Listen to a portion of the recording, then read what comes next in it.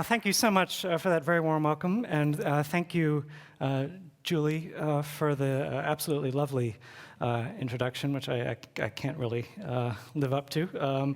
And thank you so much to Julie and Nicholas Vazsonyi and everyone here involved in the conference and here at the University of South Carolina for inviting me to speak and indeed for organizing this entire event. I'm deeply honored to have been included in the company of so many distinguished scholars here, and I'm actually rather intimidated as a mere journalist to be in this gathering, and I'll do my best not to lower the level of discourse too catastrophically.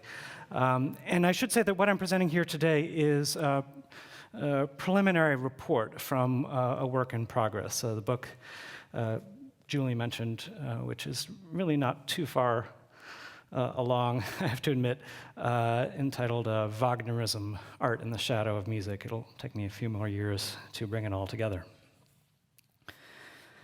The musical dramas of Wagner tell of human life as he lived it, and no human being, white or black, can afford not to know them if he would know life. So wrote W.E.B. Du Bois on the occasion of his only visit to the Bayreuth Festival.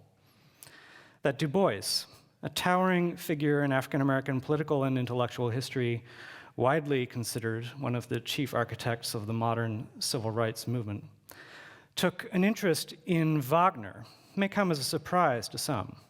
But Du Bois had long displayed Germanophile tendencies.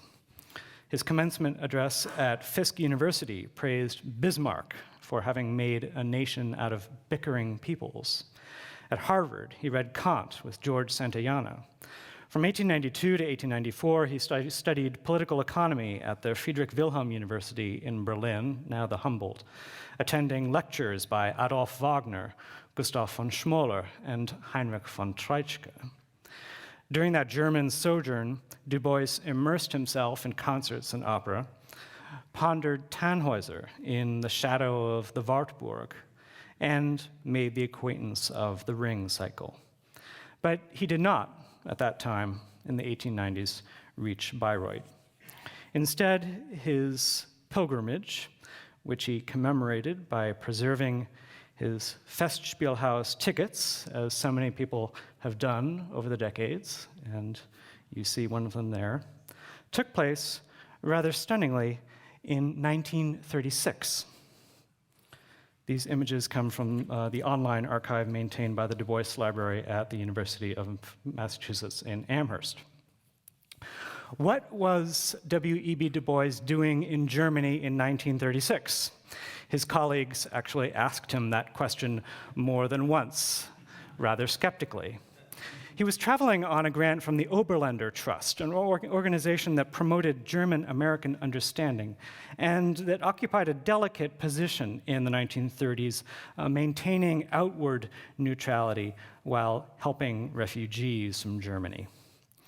Du Bois's stated intention was to study industrial education, but he also wished to assess how German culture had changed since his student days, from the point of view of one not only outside the nation, but outside the Nordic race, he wrote.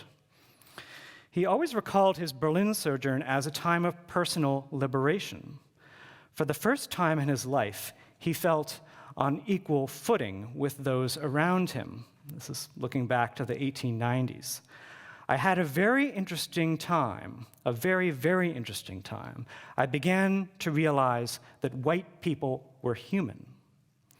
In his autobiography, he pointedly noted that the year 1892, when he left for Germany, marked the high tide of lynching in the United States. 161 killings of African Americans, the most in the nation's history. And even in 1936, on his German visit, he maintains that, quote, "I have not suffered from race prejudice. I can go to any hotel which I can afford. I can dine where I please and have the head waiter bow me welcome. I have complete civic freedom and public courtesy." he was not unaware of the forces at work around him in Hitler's Germany. German anti-Semitism, he wrote, surpasses in vindictive cruelty and public insult anything I've ever seen, and I have seen much. And he knew that other feelings smoldered behind the polite facade. As the scholar Kenneth Barkin notes, Dubois tended to make a good impression with his impeccable high bourgeois dress and excellent spoken German.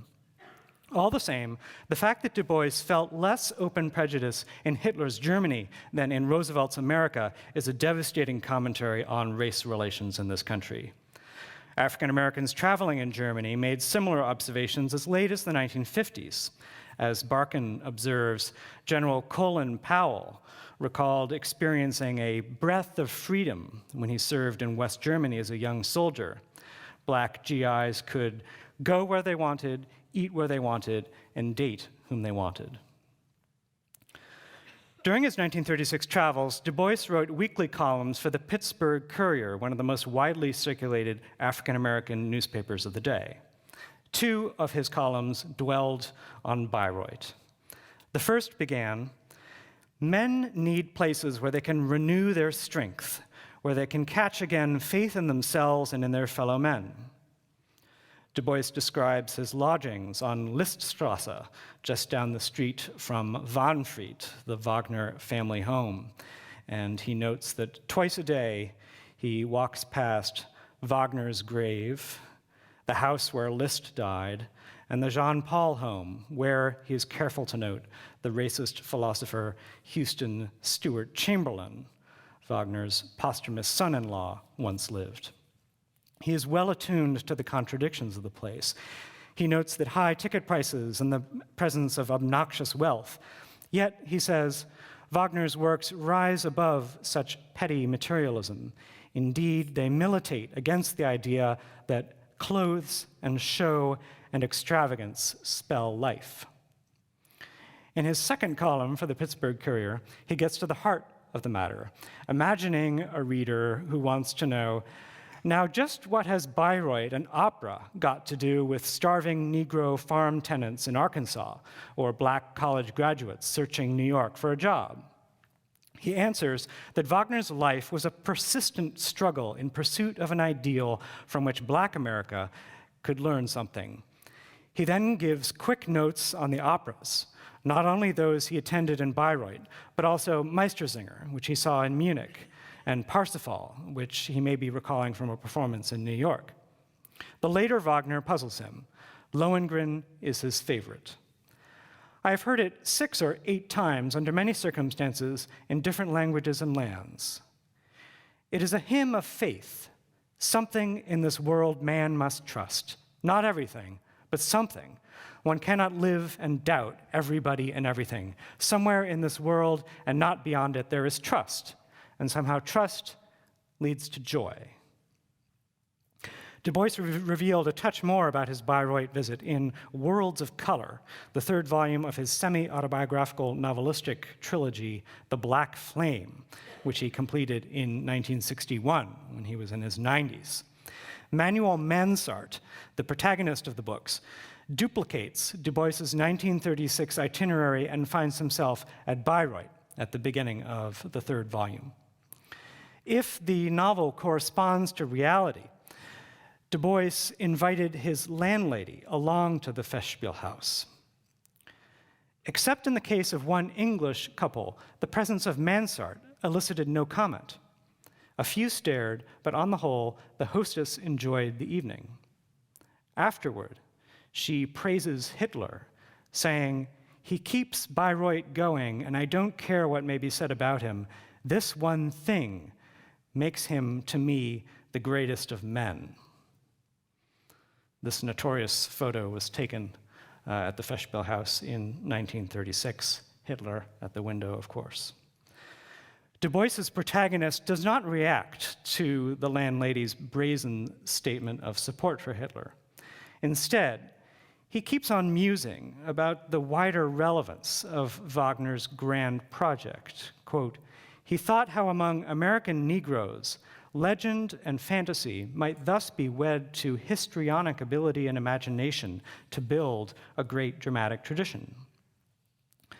At the very end of his life, he is repeating the thought that he articulated in 1936 and that he hinted at strongly in his classic 1903 book, The Souls of Black Folk.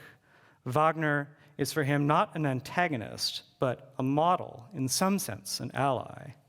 It was an uncommon position among African Americans, but not a solitary one. My aim today is to give a rough sense of where it came from. In the latter part of this lecture, I will return to Dubois and give a close reading of the story of the coming of John from The Souls of Black Folk. A tragic fantasia on Lohengrin, it is the prize exhibit in the relatively slim annals of African American Wagnerism. First, though, I will revisit the well-trod territory of Wagner's own racial views, and then examine the early history of black singers engaging with Wagner's operas, particularly at Bayreuth. About the latter, you may not think there will be much to tell.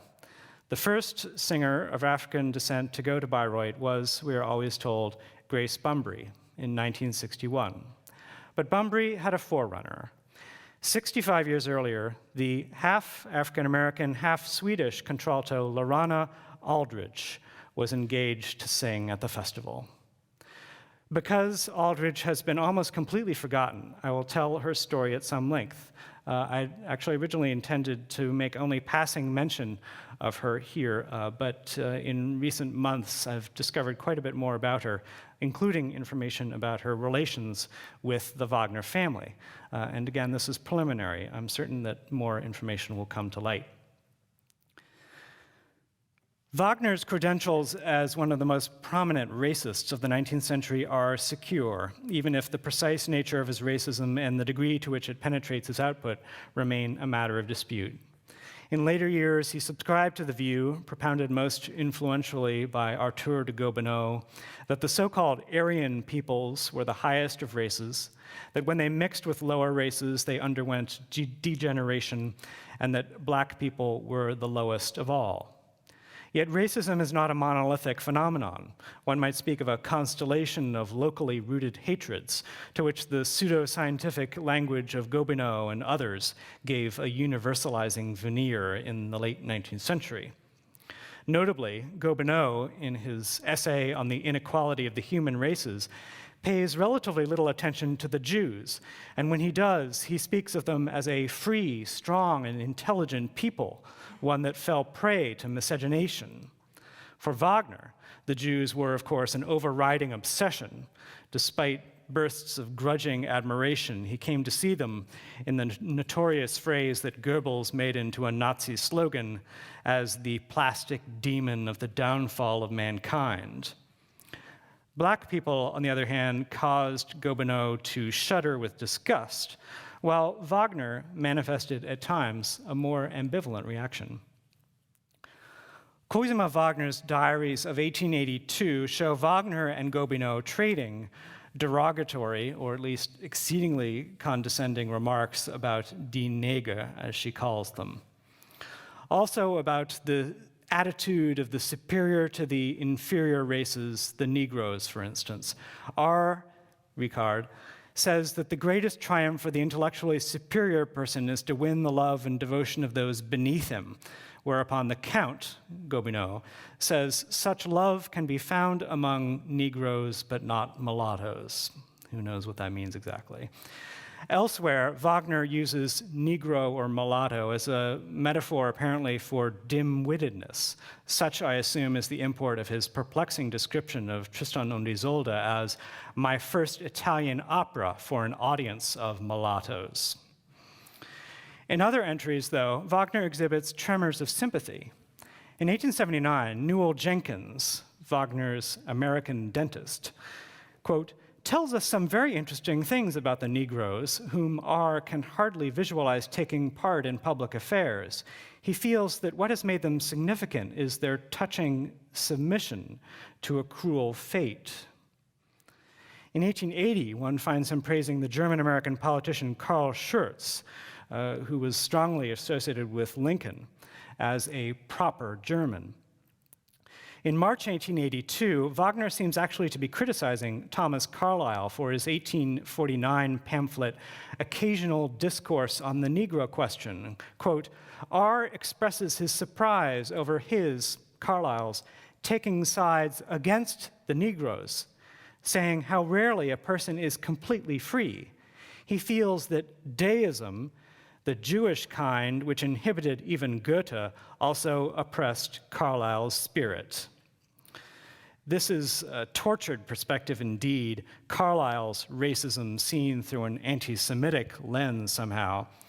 Ironically, the history of Carlyle's pamphlet, first published anonymously, then reprinted in expanded form under the author's name, mirrors that of Wagner's contemporaneous Jewishness in music.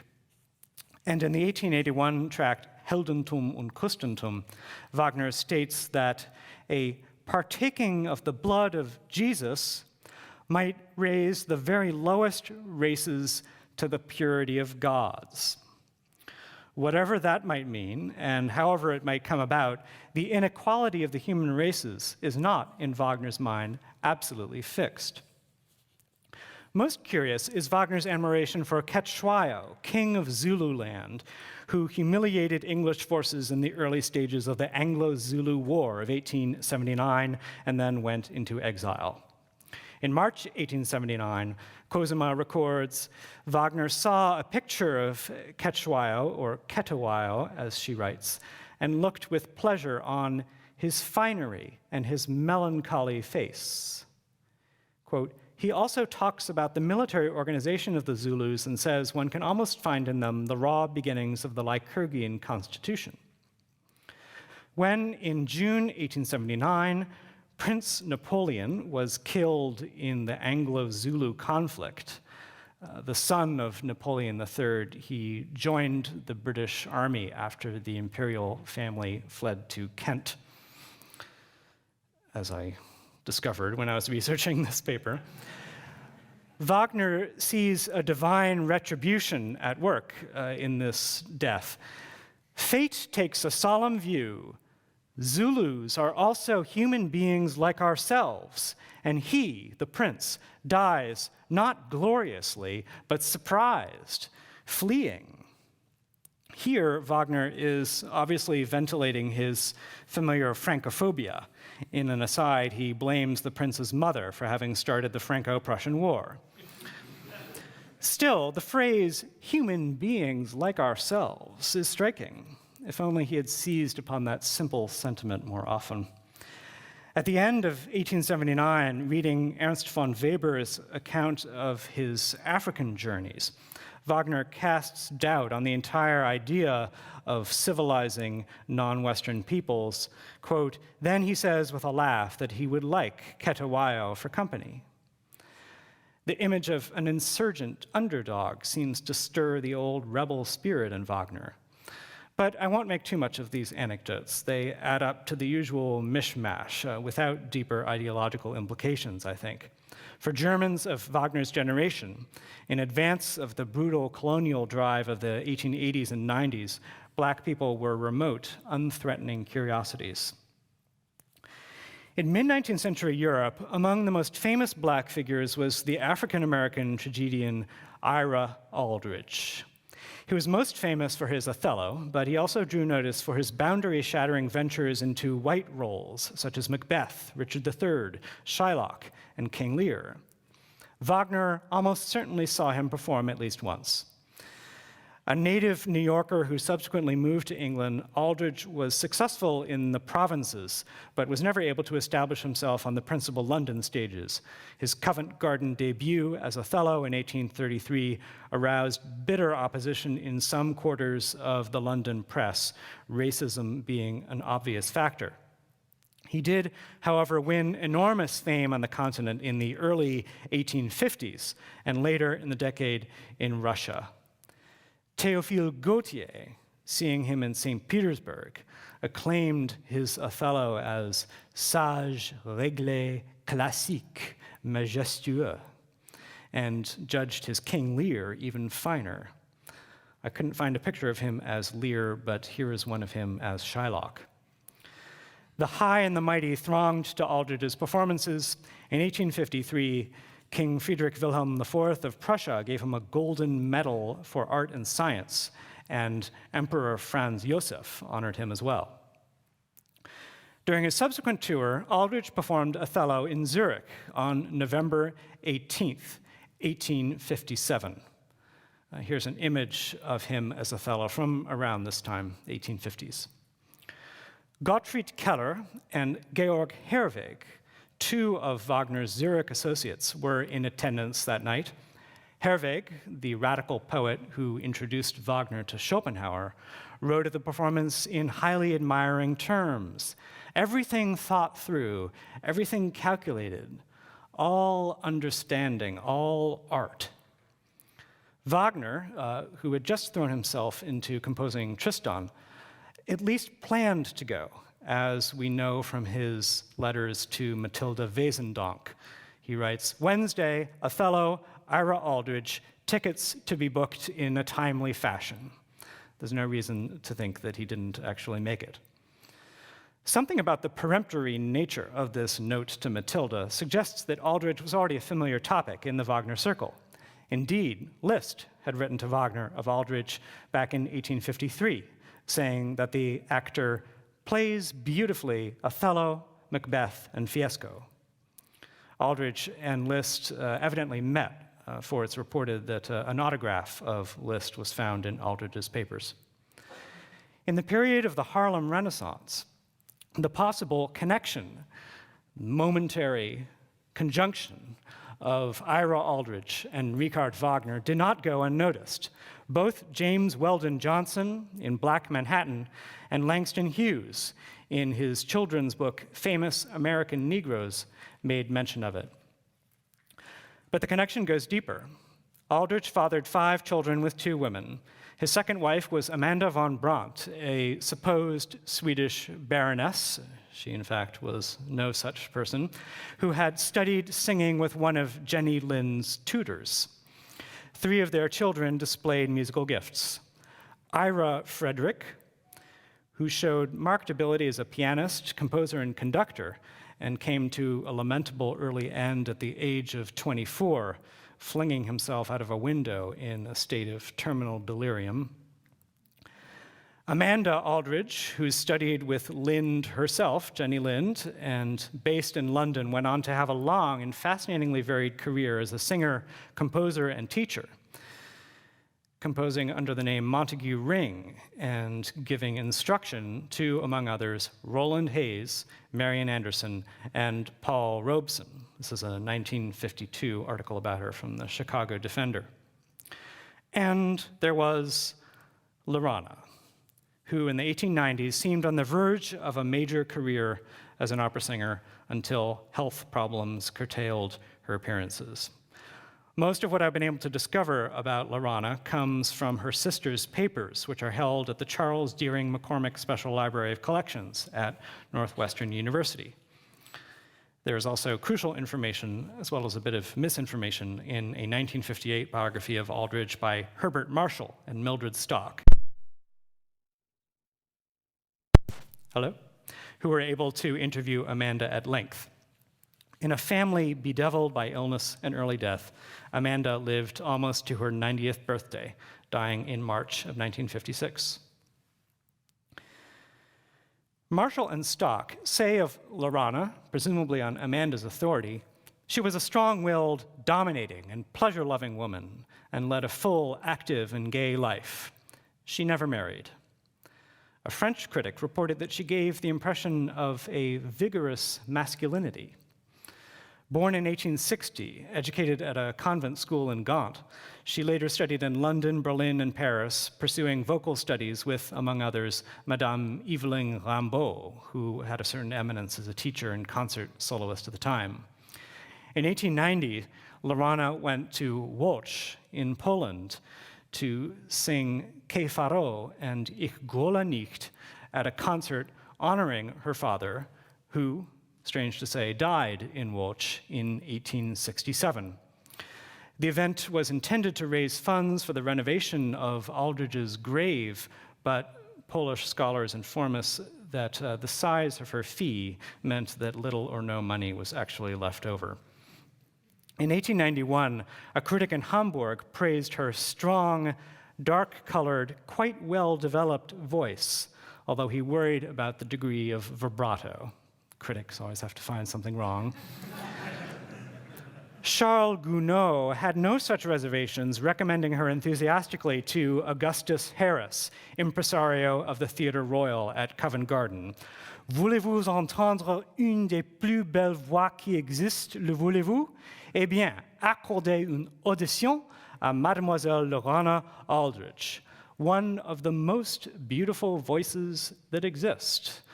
Not surprisingly, Harris hired Lorana at once.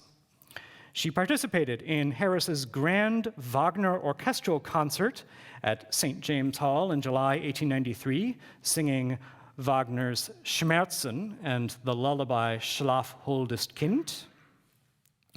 The same year, she appeared as Grimgerda in Die Walküre at the Theatre Royal, which in a previous incarnation had seen her father's Othello.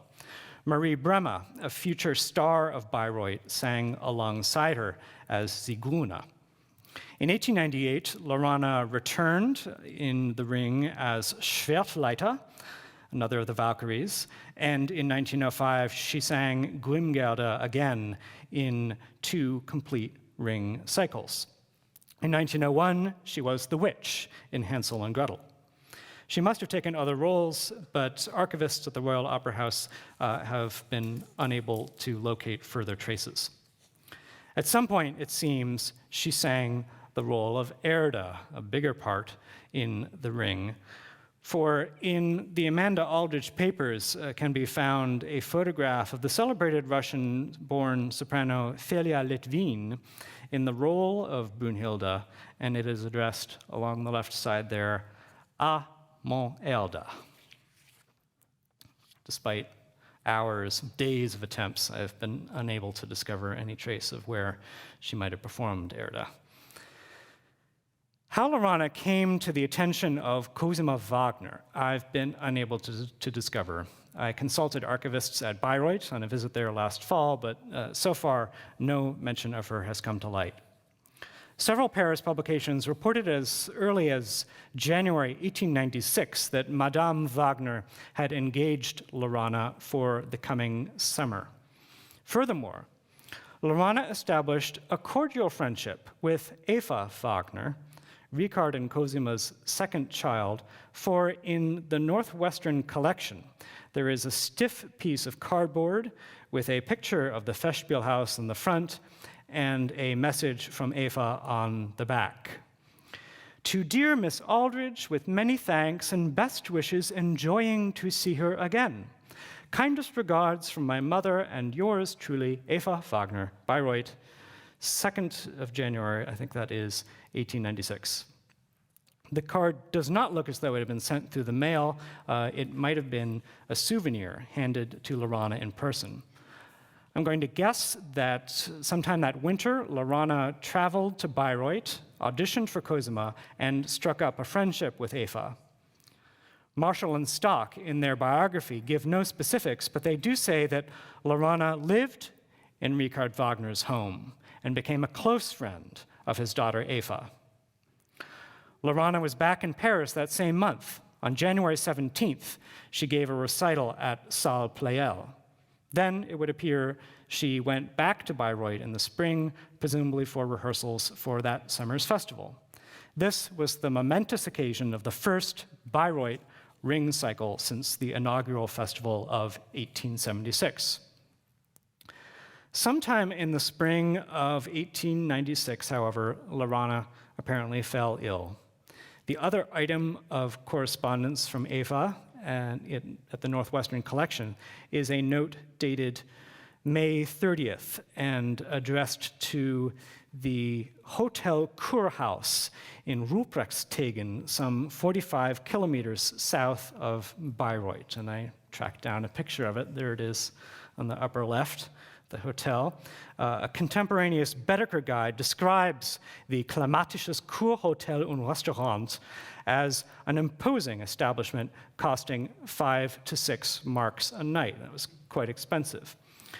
A chronicle by a local historian notes that the hotel enjoyed a heyday at the turn of the century, numbering, among its visitors, Cosima Wagner and her family.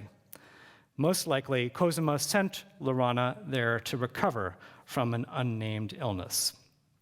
So Ava writes, this is an ad for the establishment that I found in one of the Bayreuth hotel guest lists from a later period.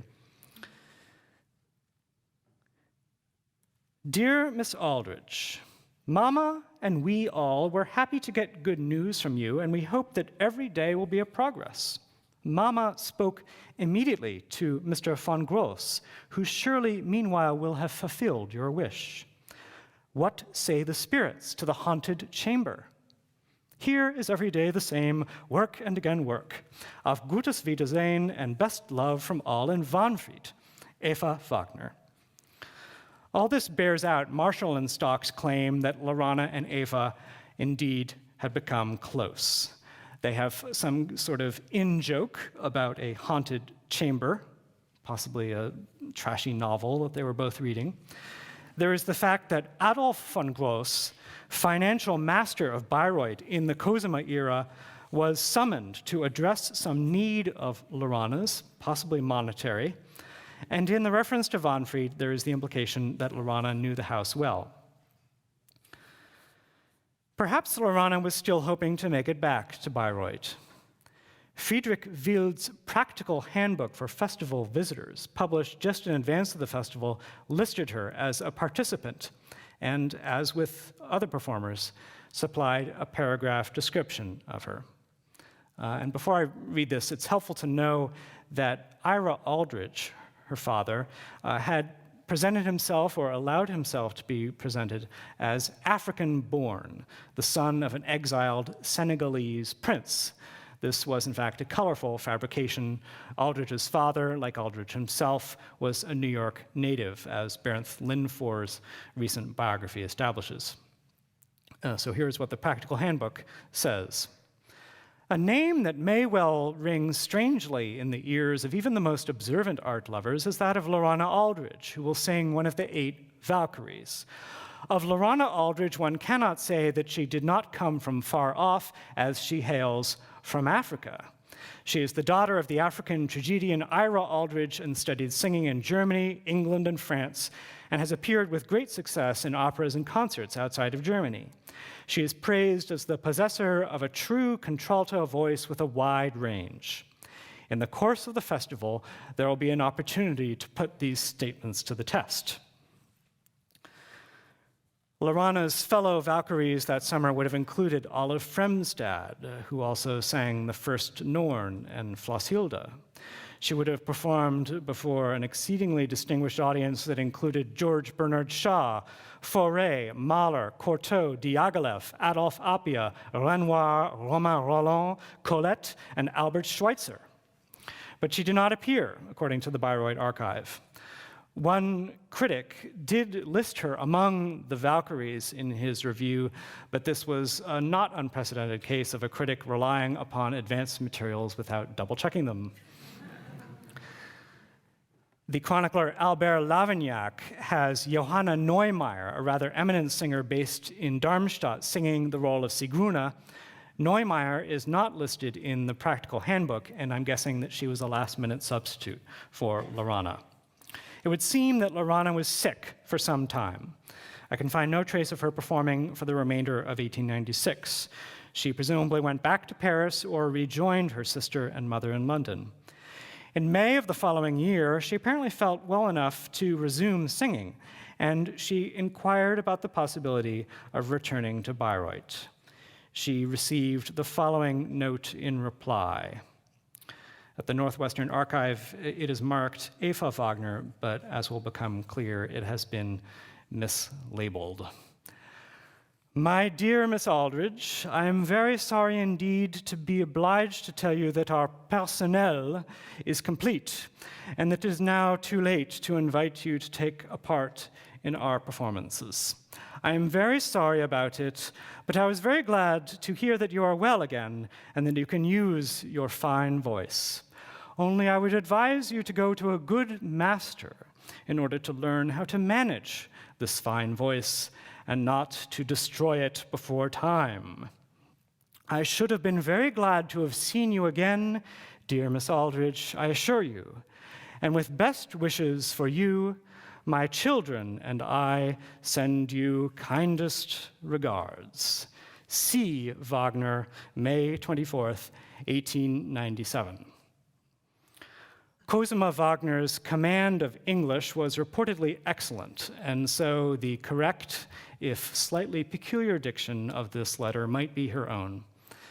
Oliver Hilmes, an authority on Cosima and the Wagner family, advises me that the signature aside, the letter is not in Cosima's own hand, nor is it in Ava's Wagner, but the signature is indeed Cosima Richard Wagner's widow. This, as far as I can tell, is the end of the relations between Lorana Aldridge and the Wagner family. The remainder of the story is sad.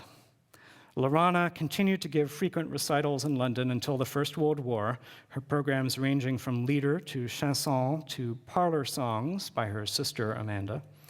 On occasion, she sang Wagner's Schmerzen. I can find no evidence of a performance later than 1914. Rheumatoid arthritis restricted her movements, and by the 1920s, she was bedridden. Amanda devoted much energy to taking care of her. Several of Amanda's distinguished students got to know Lorana as well as they stopped by the Bedford Gardens home in London for lessons and advice. Kindest regards to your sister, Marian Anderson writes in 1929. I can't help thinking from the critical descriptions that Lorana's voice might have resembled Marian Anderson's in timbre. Incidentally, the composer Frank Bridge lived next door to them. The Aldridges might have seen young Benjamin Britten, Bridges' star pupil, darting in and out. Lorana's condition became increasingly unbearable.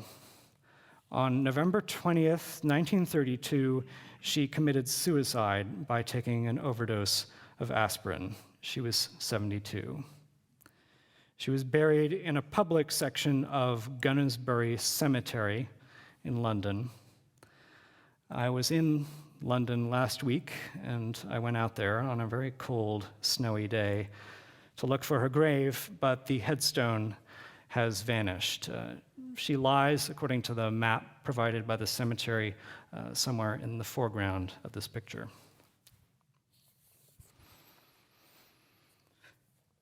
The fate of Ava Wagner was no less grim in a very different way.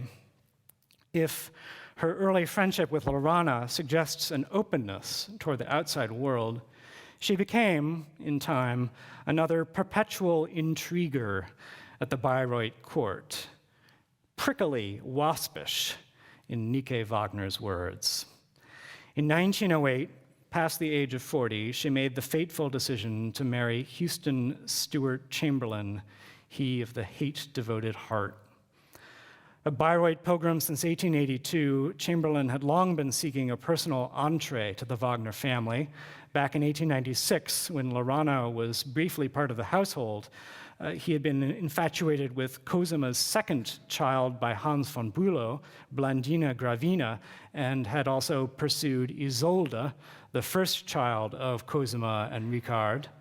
He settled on Ava, who promptly idolized him and embraced his ideas.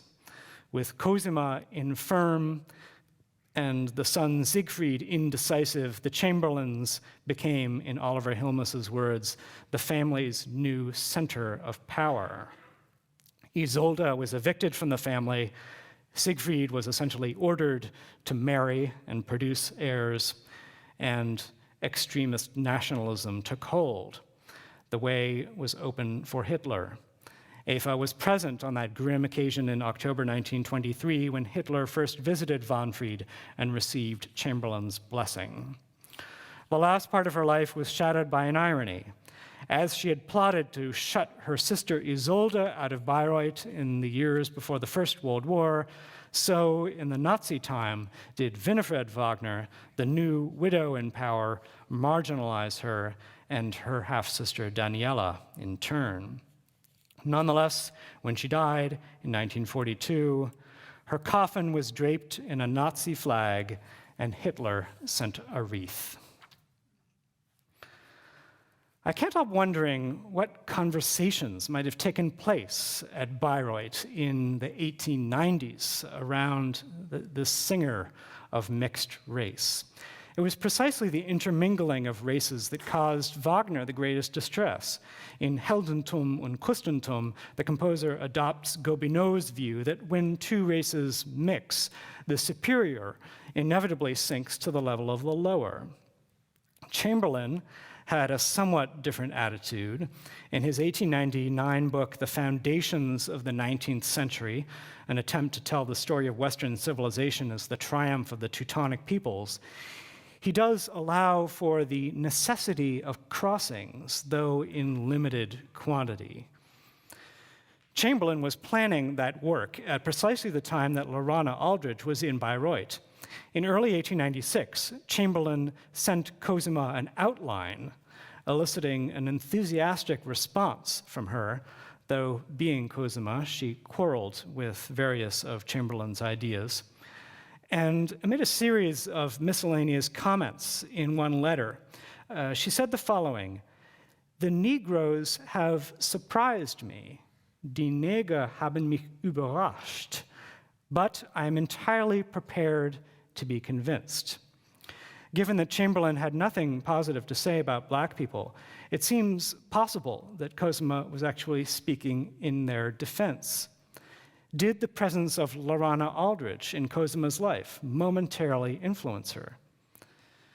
The comment is admittedly too cryptic to permit any definite conclusions. I also wonder what might have happened if Lorana had actually sung in Bayreuth in 1896. Would there have been a scandal, as there was in 1961 when Bumbry made her famous appearance in Tannhäuser? Kira Thurman recently wrote about that episode in an article in the German Studies Review. She notes that Wieland Wagner chose Bumbry for the role of Venus as part of his mission to sever Bayreuth's ties from its most recent and turbulent past and ensure its preservation in the future. Yet, there was a familiar strain of racial exploitation or condescension in the gesture. Wieland had looked at another African-American singer before turning to Bumbry in pursuit of what Thurman calls an exotic, primitive, powerful, and highly erotic Venus.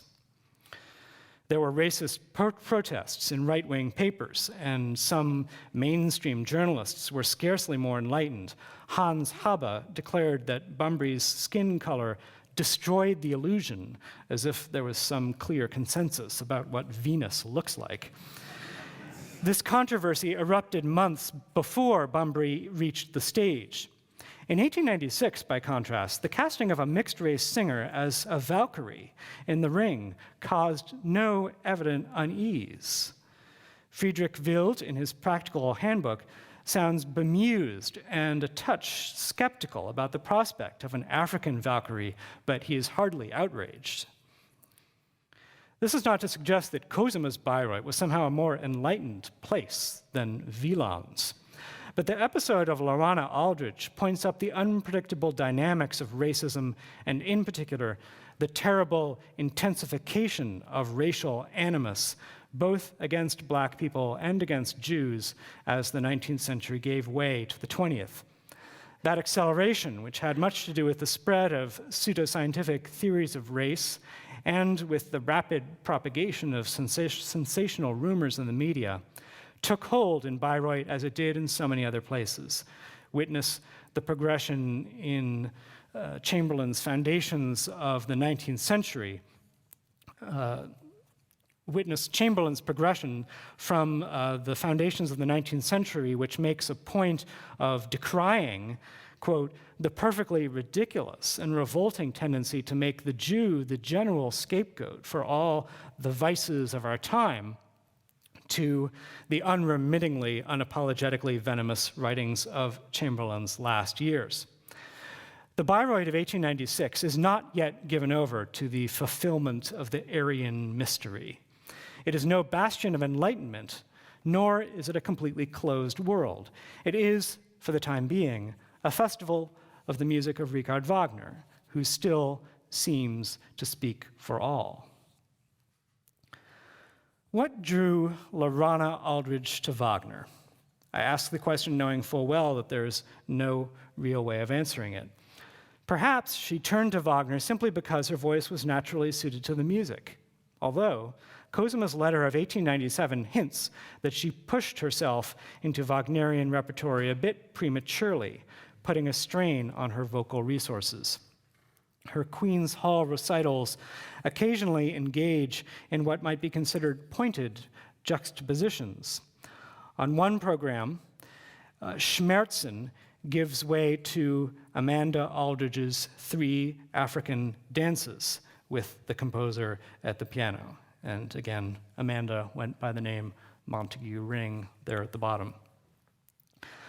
Other figures of the period give some inkling of what Wagner might have signified to men and women of African descent at the turn of the last century, although there is no reason to suppose that a single common understanding existed with African Americans or any other group. W.E.B. Du Bois was not the only black Wagnerian, although he was undoubtedly the most significant. Langston Hughes, in an autobiographical note for the Saturday Review of Literature in 1940, wrote the following: I like Tristan, goat's milk, short novels, lyric poems, heat, simple folk, boats, and bullfights. I dislike Aida, parsnips, long novels, narrative poems, cold, pretentious folk, buses, and bridge. I guess we know where he came down in the great Verdi-Wagner controversy. Hughes once went to Venice in the company of the African-American philosopher Alan Locke, who knew Venice like a book, as Hughes later recalled, and who took him to see, among other sites, the Palazzo Giustiniani, where Wagner worked on Tristan, and the Palazzo Vendramin, where he died. As Arnold Rampersad reveals in his biography of Hughes, Locke was actually hoping to seduce Hughes in the course of this Venetian Wagnerian adventure. He does not seem to have succeeded. There are scattered mentions of Wagner in the writing of County Cullen, who married Du Bois's daughter Yolande. Ralph Ellison studied composition in his youth and had a particular admiration for Wagner. It has been proposed that Invisible Man follows a leitmotif system. Even Martin Luther King, a confirmed bel canto fan, had an ear for Wagner. In his Easter sermon of 1957, King maintained that only in church can one feel the presence of the divine, but admitted that certain forms of aesthetic experience provide spiritual intimations. For example, looking at the beauty of the sunset, gazing at the stars, listening, quote, to a Wagnerian opera or a Beethoven symphony. There were other African-American Wagnerians who went unnamed. A New York Times article on the famous Christmas Eve Parsifal at the Metropolitan Opera in 1903, this was the performance that scandalously broke the Parsifal ban, the stricture, the understanding that Parsifal would be performed only at Bayreuth. This article took note of various curious and diverse characters populating the upper galleries. A colored man wearing a jewel in his necktie, which, if real, was worth nearly $30,000, discussed motifs and movements with a man and his wife from beyond the Bronx, who were in evening attire. There's a rather sneering tone to this. I think he's saying that it was a Jewish couple talking to a black man, but I'm not sure I've entirely decoded the language. These are all passing mentions. With Du Bois, we know much more. he spoke at some length about Wagner, and his investment was not simply aesthetic, but to some degree political. As I mentioned, in Worlds of Color, Dubois imagined a Wagnerian union of legend and drama in African American culture. In his 1936 column, Opera and the Negro Problem, one of his 2 reports from Bayreuth, he says of the Ring, "It is as though someone of us chose out of the wealth of African folklore a body of poetic material, and with music seen in action retold for mankind the suffering and triumphs and defeats of a people." This is the familiar dream of the non-German Wagnerian to apply the mythic method of The Ring and the other operas to one's native context. It is particularly unsurprising to find such an attitude in Dubois, who, to quote Kwame Anthony Appiah, adhered to a philosophy of cosmopolitan nationalism, devoted on the one hand to the development of a Negro consciousness, and determined on the other to open that consciousness to the outside world, to sustain conversations across national and racial borders, to avoid what he calls group imprisonment. It is a philosophy that seems to owe something to the thinking of Herder, who encouraged each national group to nurture its folkish heritage while also promoting a tolerant comity of peoples. In his Letters for the Advancement of Humanity, Herder condemned outright not only the practice of slavery, but the very idea of ranking ethnic groups. And in the astonishing poetic sequence called Negro Idols, he assumed the perspective of enslaved Africans, introducing the specter of the Weiße Teufel, the white devil. Du Bois and other African-American intellectuals of the late 19th and early 20th centuries might have assumed that such progressive ideas were more prevalent in Germany than they really were. With a few imaginative leaps, they might even have located them in Wagner's operas. The souls of black folk, that remarkable polyphonic blend of history, sociology, memoir, and fiction, is the most complete statement of Du Bois's worldview. The cosmopolitan nationalist spirit is evident simply in the way each chapter begins. A notation of an African-American spiritual is set aside, a citation from world literature, whether Arthur Symons, Byron, Swinburne, or Schiller in Germany. Of the Coming of John, the penultimate chapter pairs lines from Elizabeth Barrett Browning's A Romance of the Ganges, which is a ballad of a betrayed Hindu girl who throws herself into the ever-flowing river, with the spiritual, "I'll hear the trumpet sound. You may bury me in the east, you may bury me in the west, but I'll hear that trumpet sound in that morning."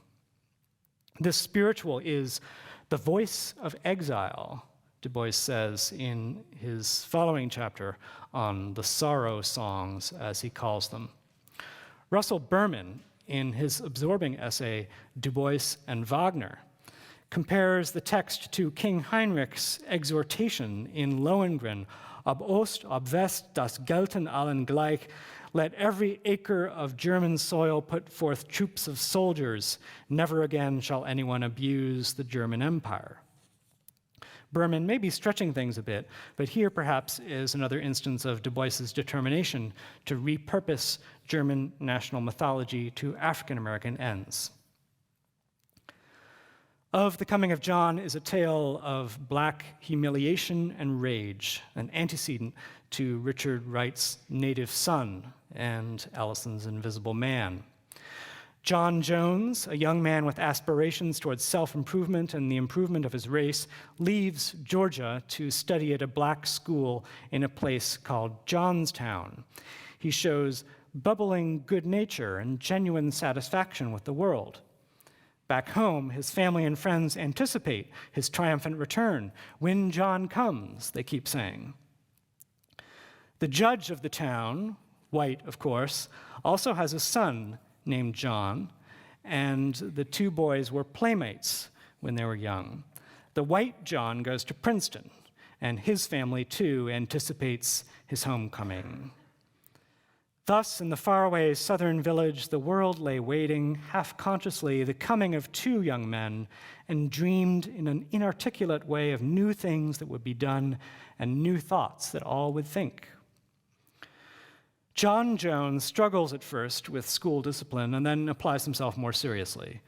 With education comes, however, an uncomfortable awareness.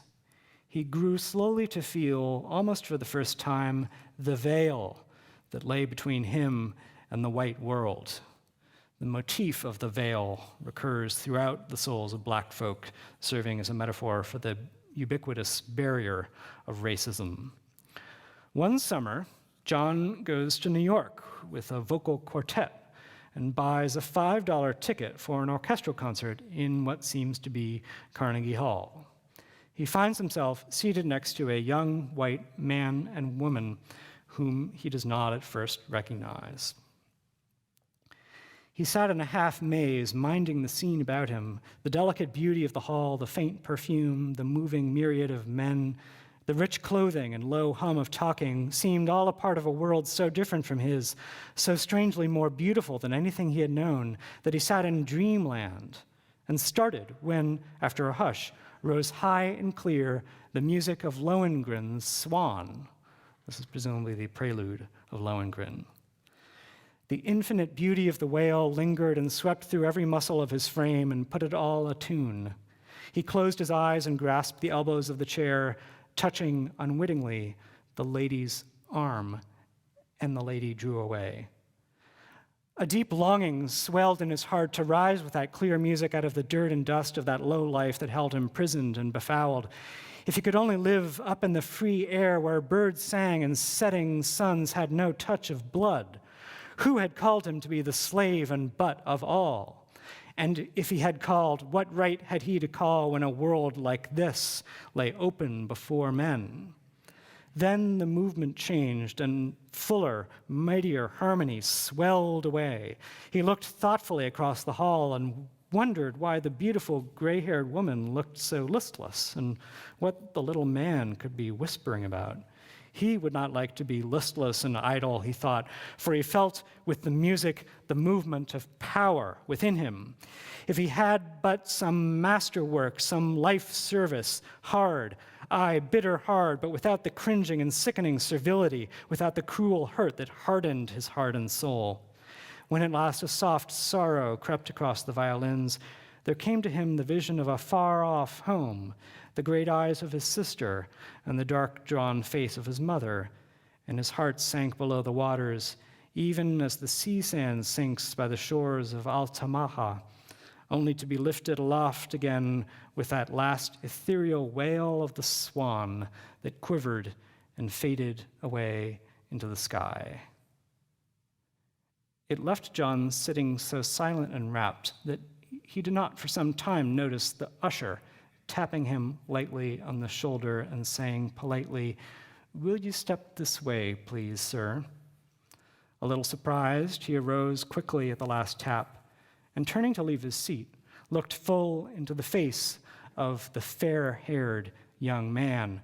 For the first time, the young man recognized his dark boyhood playmate, and John knew that it was the judge's son. A manager tells John that there's been a mistake and the seat had already been sold. In fact, the white John's girlfriend has complained about the black man sitting next to her. John Jones goes away humiliated. The downturn in his fortune begins. When he goes home, he gives an idealistic, somber speech to his family and friends, confusing them. He tries to start up a Negro school. It is closed down when the judge hears that dangerous ideas of equality are being taught. And finally, the white John makes a sexual assault on the black John's sister. In a rage, John Jones kills his white other, tells his mother he is going north, and returns to the place of the murder to await the inevitable lynch mob. As the sheen of the starlight stole over him, he thought of the gilded ceiling of that vast concert hall and heard stealing toward him the faint, sweet music of the swan, Hark, was it music or the hurry and shouting of men? Yes, surely, clear and high, the faint, sweet melody rose and fluttered like a living thing, so that the very earth trembled as with the tramp of horses and murmur of angry men. He leaned back and smiled toward the sea, whence rose the strange melody, away from the dark shadows where lay the noise of horses galloping on. With an effort, he roused himself, bent forward, and looked steadily down the pathway, softly humming the song of the bride. Freudig geführt, zieht dahin. Amid the trees in the dim morning twilight, he watched their shadows dancing and heard their horses thundering toward him until at last they came sweeping like a storm, and he saw in front that haggard, white-haired man whose eyes flashed red with fury. Oh, how he pitied him, and wondered if he had the coiled, twisting rope. Then, as the storm burst round him, he rose slowly to his feet and turned his closed eyes toward the sea, and the world whistled in his ears. Turning the page to the final chapter, you find that the scheme of pairing spirituals with literary, often European texts has been set aside. At the end, the songs tell all, words and music bound together. Of the coming of John has a singular place in the annals of literary Wagnerism. Few engagements with the composer are so highly charged. For decades, scholars have been trying to tease out the possible parallels between Lohengrin and John Jones. For Russell Berman, both are tales of incommensurability, of figures separated from the mainstream of humanity by the impenetrable veil. The juxtaposition leads Berman to offer a novel understanding of Lohengrin's prohibited question in the opera. The Swan Knight withholds his name and place of origin because he wishes to be treated just like everyone else. He hopes that Elsa's love will, quote, pertain to his absolute specificity as a person and not to the secondary attributes of rank or race, Berman writes. This proves to be an impossible demand. The unavoidable separation occurs. Despite the tragic outcomes of both narratives, the possibility of an egalitarian society still shines forth, even as it recedes, a grail deferred. We need not assess whether this reading aligns with Wagner's worldview. Berman is suggesting how Dubois understood the opera. Sieglinde Lemke offers a similar interpretation in The Cambridge Companion to Dubois.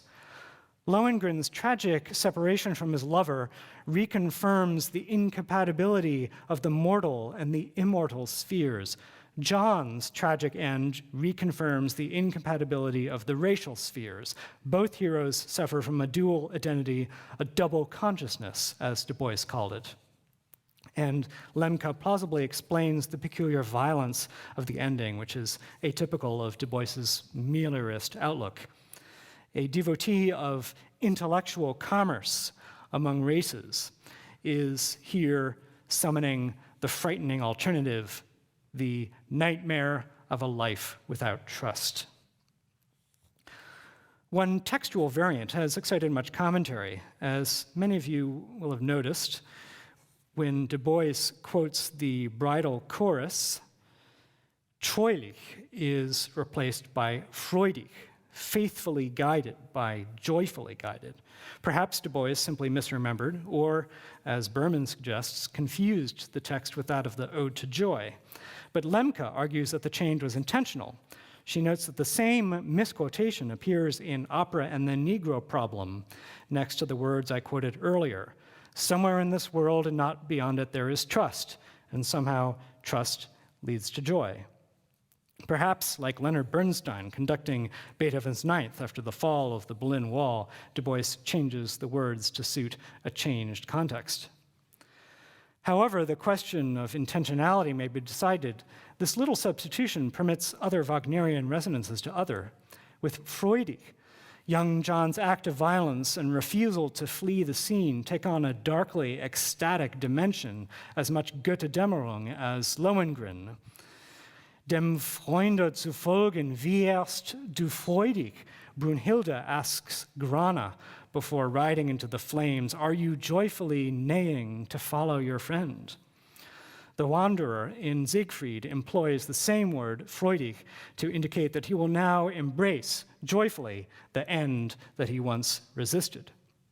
There's also an element of Isolde's transfiguration in John's auditory hallucination of a sweet, strange melody amid this mayhem at the end, and perhaps a hint of Parsifal in John's unexpected twinge of compassion toward the man who was about to kill him.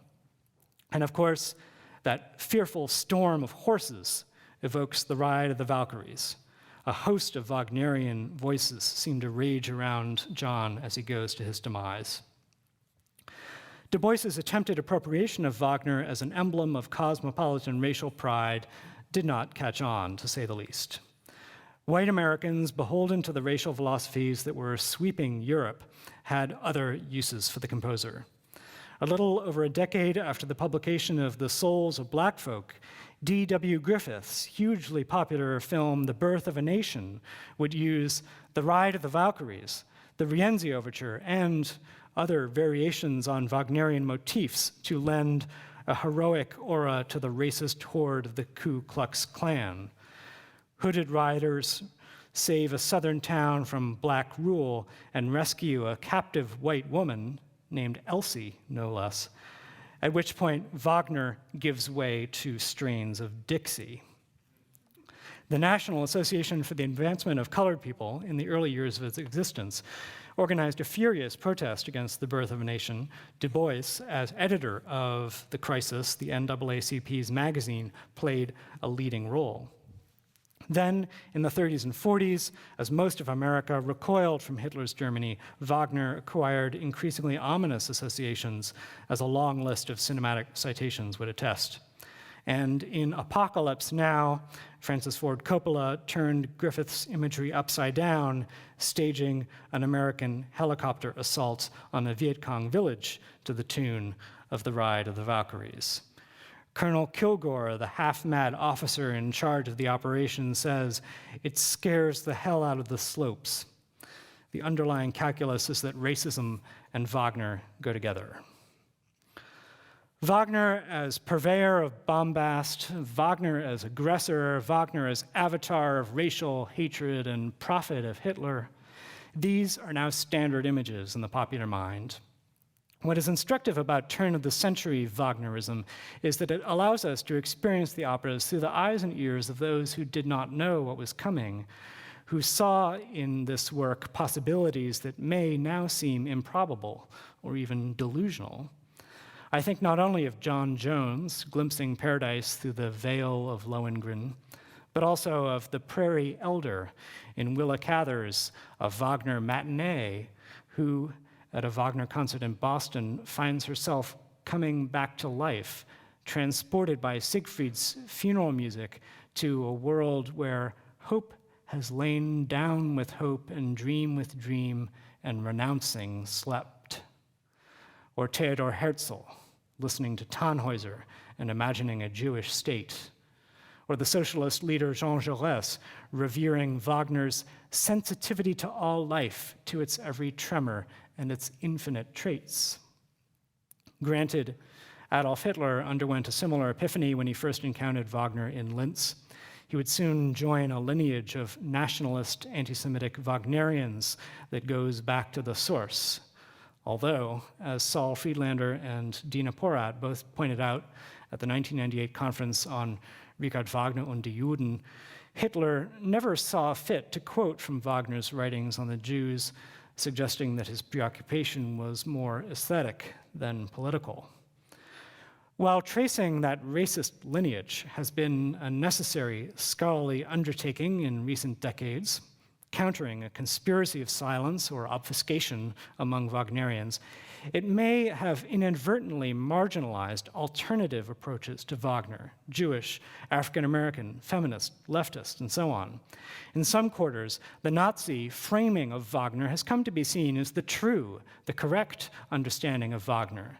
In my estimation, this grants Hitler a troubling posthumous victory. With the passage of time, it becomes more difficult to recover traces of these other Wagnerisms, and on second thought, to call them alternative still unduly elevates the viewpoint of the Bayreuth circle.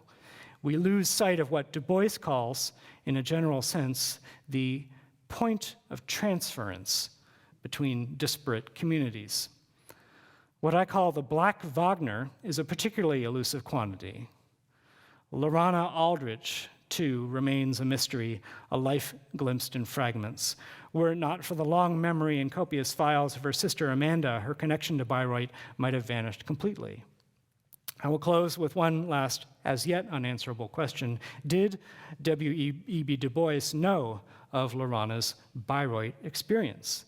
If so, did he remember her when he attended the festival in 1936? It seems likely, as is suggested in Geoffrey Green's book, Black Edwardians, that Du Bois visited the Aldridges on one of his trips to London. The only evidence of a connection between the two, however, is a letter that Du Bois wrote to Amanda in March 1933 under the letterhead of The Crisis. May I express for myself and Mrs. Du Bois our deep condolence in the loss of your sister. She is surely happier at last, and you have the consciousness of duty well and faithfully done. Thank you very much.